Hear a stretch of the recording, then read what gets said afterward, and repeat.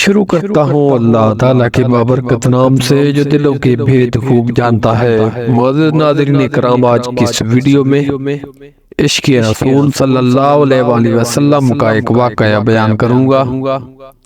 شیخ الاسلام حضرت علامہ ظفر احمد عثمانی رحمت اللہ علیہ فرماتے ہیں کہ میں اس زمانہ میں حج کے بعد مدینہ منورہ گیا۔ ہم لوگوں نے کھانا کھانے کے بعد دسترخوان کو لے کر ایک ڈھیر پر جھاڑ دیا تاکہ روٹی کے بچے ٹکڑوں اور ہڈیوں کو جانور کھا جائیں۔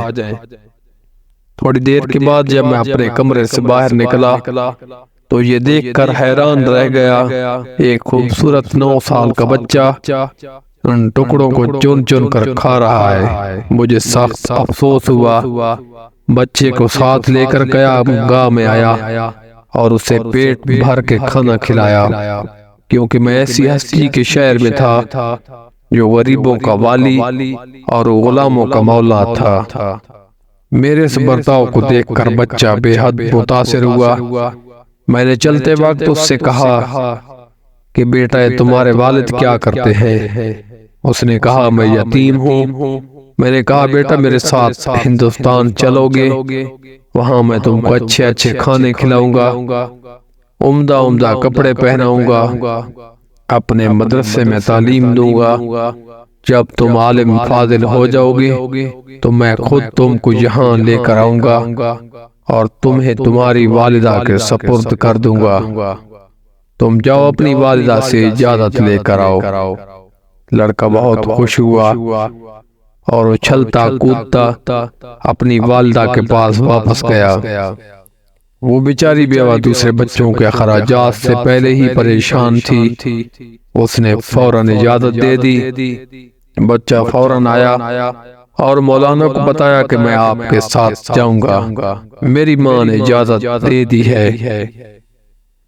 پھر پوچھنے لگا کہ آپ کے شہر میں چنے ملتے ہیں؟ مولانا عثمانی نے بتایا یہ ساری چیزیں وافر مقدار میں تمہیں ملیں گی۔ مولانا کا بیان ہے کہ میری انگلی پکڑے پکڑے مسجد نبوی میں وہ میرے ساتھ آیا اور ٹھٹک کر رہ گیا۔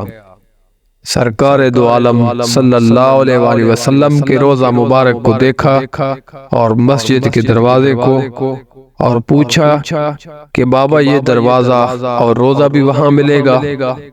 میں نے اس سے کہا کہ بیٹا اگر یہ وہاں مل جاتا تو میں یہاں کیوں آتا؟